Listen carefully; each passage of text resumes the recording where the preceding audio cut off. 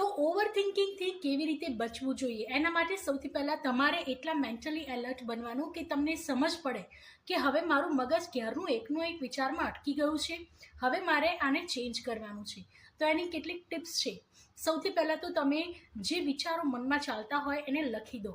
જે લખી દેશો એટલે તમારા વિચારો એક ફ્લોમાંથી બીજા ફ્લોમાં જતા રહેશે ને તમારું માઇન્ડ એકદમ રિલેક્સ થવા લાગશે. બીજું છે નેચરની સાથે કનેક્ટ કરો. જી હા, આ ખૂબ જ ઇમ્પોર્ટન્ટ અને સૌથી અસરકારક વસ્તુ છે.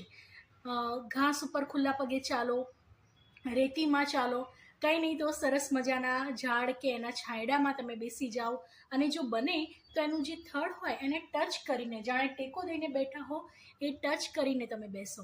સાયન્ટિફિકલી એ પ્રૂફ થયું છે કે વૃક્ષ તમારી નેગેટિવિટીને એબ્ઝોર્બ કરે છે ને એક તમારા ઓરાને ક્લીન કરે છે. અને છેલ્લી ટીપ છે મેડિટેશન અથવા તો પ્રાણાયામ. એના